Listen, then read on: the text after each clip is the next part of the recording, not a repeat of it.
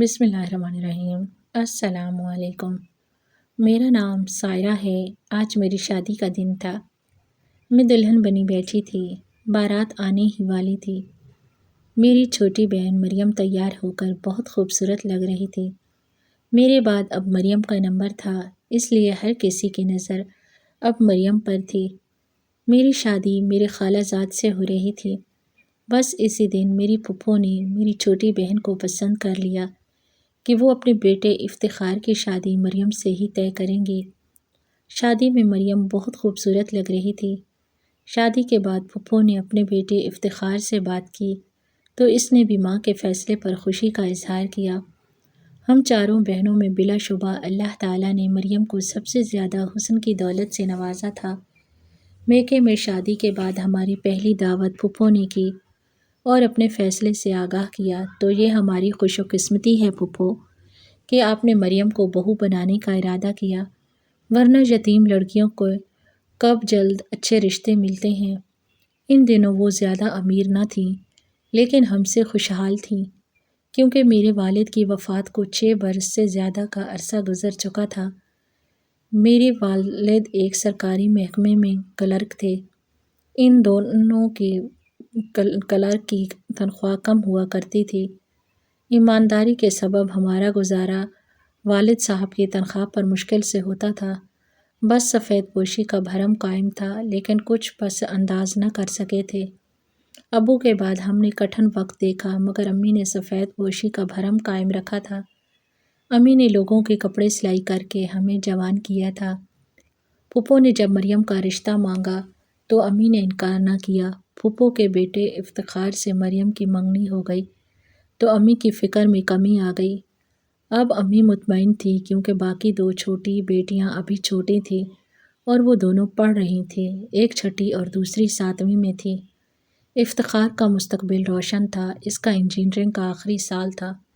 امی سے کہا گیا کہ جو ہی ہمارا بیٹا سالانہ امتحان دے گا شادی کی تاریخ رکھ دیں گے۔ اسی طرح دن گزرتے گئے۔ افتخار بھائی کے فائنل پیپرز ہو چکے۔ انہوں نے کہا مجھے تھوڑا سا وقت اور چاہیے، اچھی نوکری ملنے کی جلد توقع ہے، ملازمت ملتے ہی شادی کی تیاریاں شروع کر دیں گے۔ مریم کو اپنے منگیتر سے محبت ہو گئی تھی۔ امی چپکے چپکے تھوڑا بہت جہیز بنانے میں لگی تھی۔ انہی دنوں افتخار کو اچانک بیرون ملک جانے کا چانس مل گیا اور وہ اس موقع کو گنوانا نہ چاہتا تھا اور مریم کو اس کی جدائی کے اندیشے ڈراتے تھے۔ مریم نے بہت سی ایسی کہانیاں سن رکھی تھیں کہ لڑکا بیرون ملک چلا گیا تو وہاں کا ہو کر رہ جائے گا، وہاں کسی اور سے شادی کر لے گا، منگیتر یا منکوہا انتظار کی آگ میں جلتی رہ جائے گی۔ والدہ نے پھپھو سے بات کی تو وہ بولیں دیکھیں میرے بیٹے کے مستقبل کا سوال ہے، بس ایک دفعہ افتخار کو جانے دیں، ہمیں مزید 1 سال کا وقت دے دیں، 1 سال بعد آئے گا تب تک ہم بھی شادی کی اچھی تیاری کر لیں گے۔ ہم کوئی غیر تو نہیں کہ آپ کو ہم پر بھروسہ نہیں ہے، فکر نہ کرو بھابھی، 1 سال تو پلک جھپکتے گزر جاتا ہے، میں زبان دے کر پھرنے والی عورت نہیں ہوں۔ پھپھو کی تسلیاں پر امی نے اعتماد کر لیا۔ افتخار بیرون ملک چلا گیا اور میری بہن کے انتظار میں اب اندیشوں سے لڑنے کے لیے اکیلی رہ گئی۔ افتخار بھائی نے سعودیہ عربیہ جاتے ہی اپنے دوسرے بھائی کو بھی بلوا لیا۔ اس کا ایک غیر ملکی کمپنی سے 3 سال کا معاہدہ ہو گیا تھا۔ دونوں بھائی خوب کما رہے تھے اور وہ تقریباً ساری کمائی گھر بھجوا رہے تھے۔ اس کمائی سے ان کے گھریلو حالات خوب سے خوب تر ہوتے چلے گئے۔ دولت سے انسان کی آزمائش ہوتی ہے، ان کے تو مزاج 7ویں آسمان پر پہنچ گئے۔ اب جب بھی پھپھو ہمارے گھر آتیں اس قسم کی باتیں ضرور کرتیں کہ فلاں نے اپنی بیٹی کو جہیز میں گاڑی بنگلہ دیا ہے، لڑکی بھی ڈاکٹر ہے، لوگ سوچ سمجھ کر رشتہ کرتے ہیں۔ کبھی کہتی دلہن والوں کی طرف سے ساس اور نندوں کو بھی زیور دیے جاتے ہیں۔ لڑکی والی والوں کی طرف سے میں ایک شادی میں گئی تو لڑکی والوں کی فراخ دلی پر حیران رہ گئی کہ انہوں نے تو ساس کو 10 تولے کے کڑے اور نند کو 2 تولے کے کڑے دیے اور تمام رشتہ داروں کو قیمتی جوڑے دیے۔ لوگ بڑی دھوم دھام سے بیٹیاں رخصت کرتے ہیں۔ امی ان کی باتیں سنتی تو دل تھام لیتیں، سوچتی یہ ان کو کیا ہوتا جا رہا ہے؟ کیا دولت آ جانے سے انسانوں کے مزاج اتنے بدل جاتے ہیں؟ طرح طرح کی باتیں سن کر بھی امی خاموش رہتیں۔ کبھی پھپھو کو کوئی جواب نہ دیتی، بس کہتی تھی کہ دیکھتی ہوں کہ آخر کب بلی تھیلے سے باہر آتی ہے۔ پھر ایک دن امی کو ان باتوں کا مقصد سمجھ میں آ گیا، کیونکہ خالہ نے ایک امیر گھرانے کی لڑکی دیکھ رکھی تھی اور اب کسی بہانے سے یہ رشتہ ختم کرنا چاہتی تھی، اور اس طرح کی نئی نئی باتیں سنا جاتیں تاکہ امی کا دل کسی طور برا ہو جائے۔ جب پھپھو آتی تو میرا دل سناٹے میں آ جاتا کہ جانے اب کیا کہنے آئی ہیں۔ امی بیچاری ان کی خوب خاطر تواضع کرتیں، بھاگ کر جاتیں، کسی اچھے ہوٹل سے ان کے لیے کھانا لے آتیں اور ساتھ میں میٹھے میں آئس کریم لازمی لاتیں، کیونکہ خالہ کو آئس کریم بہت پسند تھی۔ عزت و تکریم میں بھی ہمارے گھر والے کوئی کسر نہ اٹھا رکھتے، لیکن ہوتا وہی ہے جو نصیب میں لکھا ہوتا ہے۔ اسی طرح ایک سال گزر گیا اور ایک سال بعد افتخار گھر آ گیا۔ پھپھو نے اس کا دل ہم لوگوں سے پھیرنے کے لیے اپنی طرف سے جھوٹی باتیں سنا دی اور کہا کہ جب سے تم باہر گئے ہو وہ لوگ عجیب عجیب شرطیں کہہ رہے ہیں، لگتا ہے مریم کا رشتہ ہم سے بھی زیادہ امیر خاندان میں کرنا چاہتے ہیں، لالچ میں آ گئے ہیں یا شاید رشتہ دینا نہیں چاہ رہے۔ تب افتخار نے کہا کہ میں خود جا کر ممانی سے بات کرتا ہوں۔ افتخار کے تیور دیکھ کر پھپھو سہم گئی، کہا کہ یہ بڑوں کا معاملہ ہے تو مجھ پر چھوڑ دو، میں خود سنبھال لوں گی، تمہیں ان سے بات کرنے کی ضرورت نہیں، تم معاملہ اور خراب کر دو گے اور ہم ہلکے پڑ جائیں گے۔ اگر وہ شرائط کی بات کر رہے ہیں تو ہم بھی کچھ شرطیں لگا دیں گے، وہ خود ہی راہ راست پر آ جائیں گے۔ اتنے عرصے کی منگنی رہی ہے، اب رشتہ توڑنا کوئی مذاق تو نہیں ہے۔ اگر بیٹی کا رشتہ کسی اور جگہ کرنا تھا تو پہلے دن ہی انکار کر دیتے۔ افتخار کو یہ سن کر برا لگا، اس نے ماں سے زیادہ بات کرنے کی ضرورت محسوس نہ کی۔ وہ تو آیا ہی اسی واسطے تھا کہ اپنے وعدے کا پالن کر سکے، وہ اپنی منگیتر کو بھولا نہیں تھا۔ انہی دنوں مکان مالک نے امی کو مکان خالی کرنے کا کہہ دیا، کیونکہ ہمارا مکان کرائے کا تھا۔ امی جان نے وہ مکان خالی کیا اور وہ ایک دوسرے محلے میں کرائے کے مکان میں شفٹ ہو گئیں۔ پرانے محلے میں ساری خواتین امی سے ہی کپڑے سلواتی تھیں، یہاں آ کر مالی حالات اور بھی خراب ہو گئے، وہاں کسی سے بھی واقفیت نہ تھی۔ والد صاحب نے اپنی زندگی میں 2 پلاٹ قسطوں پر خریدے تھے، جن کی قسطیں انہوں نے اپنی زندگی میں ہی ادا کر دی تھیں۔ امی کا خیال تھا کہ ایک پلاٹ کو فروخت کر کے دوسرے پر مکان تعمیر کرا لیں گی۔ چھوٹے بھائی کا آخری تعلیمی سال تھا، امی کو انتظار تھا کہ وہ ملازمت پر لگے تو پھر ایک پلاٹ بیچ کر اس رقم سے دوسرے پر گھر تعمیر کرا لیں گی۔ پھپھو نے پکا ارادہ کر لیا تھا کہ اپنی بیٹی کی شادی کسی اور جگہ کریں گی، مگر بیٹا رشتہ توڑنے کے لیے راضی نہ تھا۔ پھپھو دل میں ارادہ کر چکی تھی کہ جو بھی ہو میں یہ رشتہ توڑ کر ہی رہوں گی، دیکھتی ہوں کیسے ہوتی ہے یہ شادی۔ پھپھو نے دل ہی دل میں نئے منصوبے بنانا شروع کر دیے تھے۔ بیٹے کے کہنے پر پھپھو شادی کی تاریخ لینے آ گئیں، ساتھ یہ بھی سنا گئیں کہ اب ہمارا سوسائٹی میں خاص مقام ہے، دیکھو لڑکی کو خالی ہاتھ نہ بھیج دینا، ورنہ لوگ باتیں بنائیں گے اور ساس نندوں کو بھی کچھ زیور دینا ہوگا، ورنہ ہمارے مہمان ہنسیں گے کہ کن لوگوں میں رشتہ کر دیا ہے۔ امی نے ان کی باتوں کو تحمل سے سنا، انہوں نے پائی پائی جوڑ کر مہمانوں کے لیے کھانے کا انتظام اور شادی کا بندوبست کیا۔ بھائی نے کہا ماں اب فکر نہ کریں، ایک پلاٹ بیچ دیں اور پھپھو کی حیثیت کے مطابق مریم کی شادی کریں تاکہ ان کی جگ ہسائی نہ ہو۔ جب میں کمانے لگوں گا تو مکان کی تعمیر کے لیے پیسے اکٹھے کر لوں گا۔ اس وقت بیٹی کی زندگی اور خوشی کا معاملہ تھا۔ افتخار بہت اچھا لڑکا تھا، اس کا مستقبل تابناک تھا۔ والدہ نے کچھ غور و خوض کے بعد بھائی کو پلاٹ فروخت کرنے کی ہدایت کر دی۔ بھائی نے بھاگ دوڑ کر کے پلاٹ فروخت کر دیا، اونے پونے بیچ دیا کہ مریم کی شادی کی تاریخ رکھی جا چکی تھی۔ والدہ نے پھپھو اور ان کی بیٹیوں کے لیے سونے کے ہلکے پھلکے زیور کے کنگن بھی بنوا لیے تھے۔ ان کا خیال تھا کہ یہ سب کر کے بیٹی کے لیے زندگی بھر کی انمول خوشیاں خرید لیں گی۔ ادھر مریم ماں کی فضول خرچی پر سلگ رہی تھی تو ادھر افتخار فرشتوں کو بھی خبر نہ تھی کہ اس کی والدہ صاحبہ کیا گول کھلاتی پھر رہی ہیں۔ مریم مایوں کا اپٹن لگانے سے پہلے ہی زرد پڑ گئی۔ ڈھولک کی تھاپ پر اس کا دل یوں دھڑکتا تھا جیسے اسے اس کی آواز میں توپوں کی گھن گرج سنائی دیتی ہو۔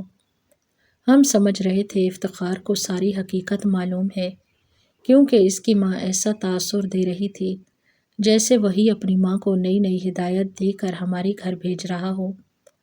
مریم کو بھی اب رہ رہ کر اس پر غصہ آ رہا تھا کہ یہ کیا ہم غریبوں کے ساتھ کیا جا رہا ہے، کیا اپنے بھی ایسا سلوک کرتے ہیں اپنوں کے ساتھ۔ ادھر پھپھو اس شادی کو ناکام بنانے کے لیے ایک نیا منصوبہ بنا چکی تھی جب انہوں نے شادی والے دن ہی انجام دینا تھا۔ مہندی والے دن پھپھو بڑی دھوم دھام سے مہمانوں کے ساتھ آئیں۔ مہندی کی رسم سے قبل انہوں نے خاموشی سے امی کا ہاتھ پکڑا اور کاغذ دے کر بولی، بھابھی پہلے اسے پڑھ لو، پھر مہندی کی رسم شروع کرتے ہیں۔ امی نے کاغذ کھول کر پڑھا۔ یہ کچھ چیزوں کی فہرست تھی، فرنیچر، گاڑی اور ایک پلاٹ کا مطالبہ تھا۔ یہ پڑھ کر امی کے ہاتھ کانپنے لگے، منہ کھلے کا کھلا رہ گیا۔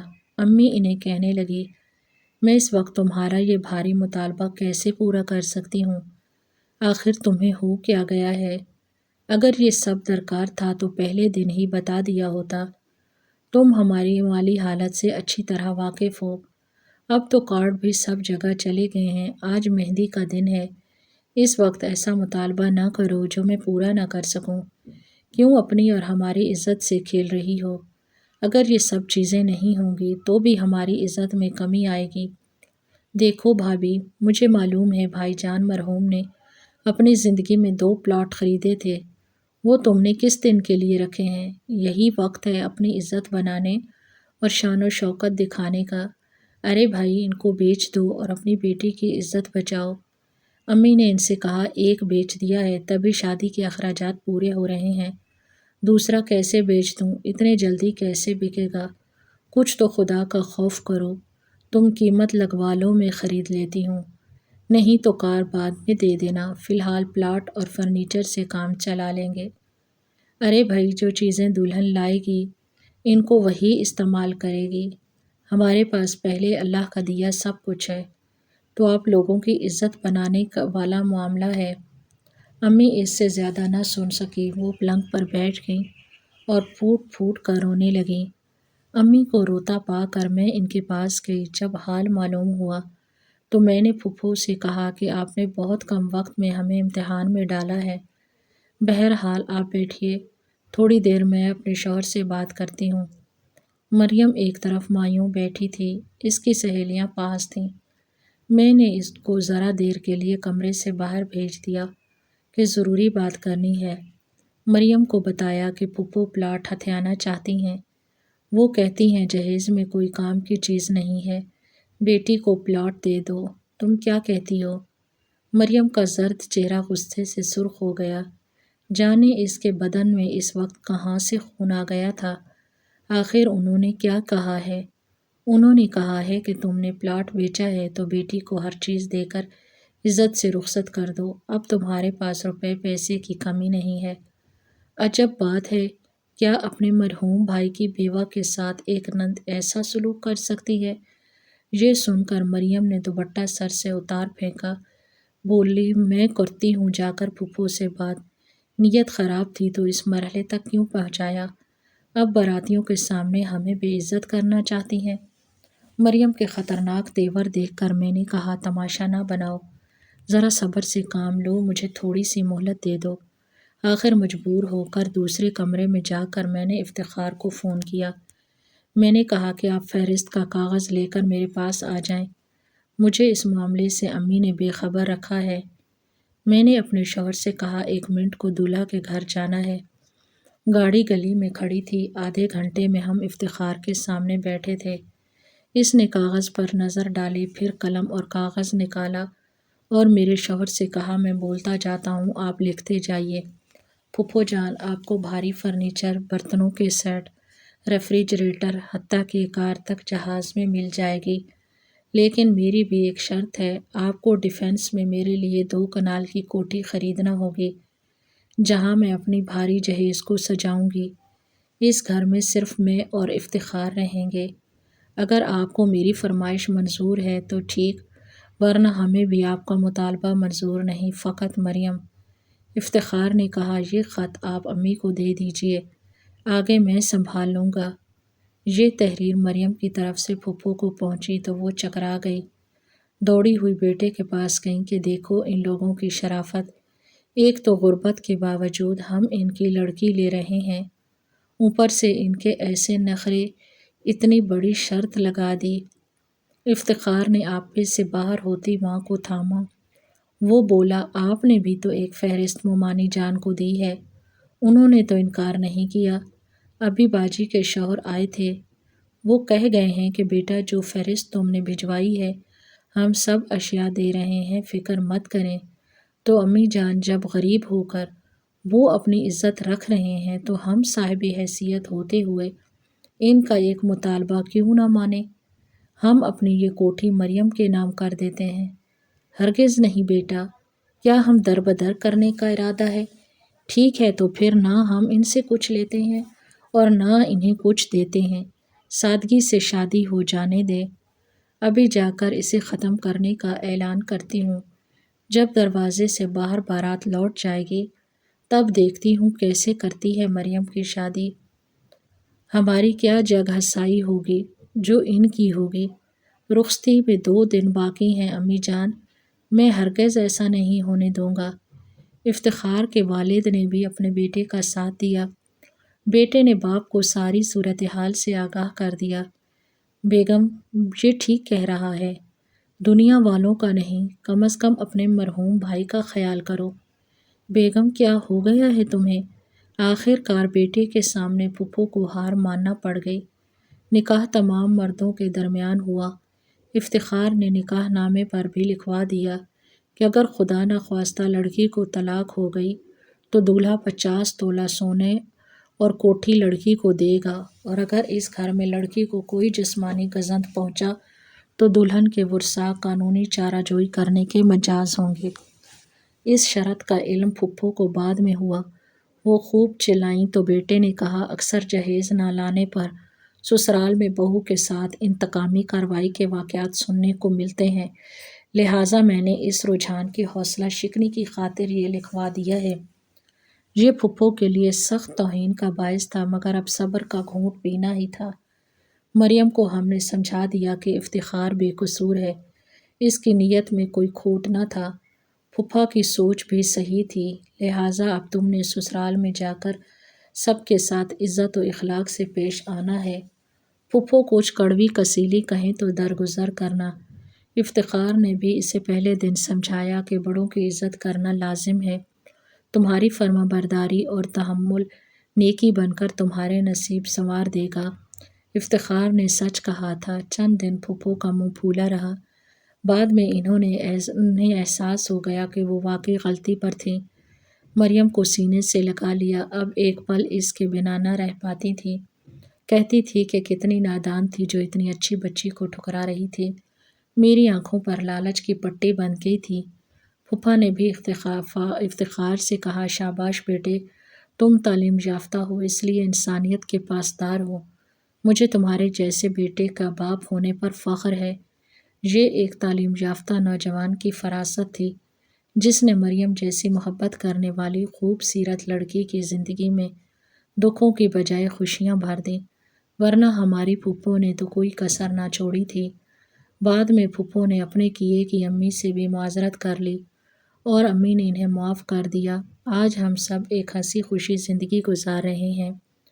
ویڈیو پسند آئی ہو تو ویڈیو کو لائک کریں، شیئر کریں، اور اگر ہمارے چینل پر نئے ہیں تو چینل کو ضرور سبسکرائب کریں۔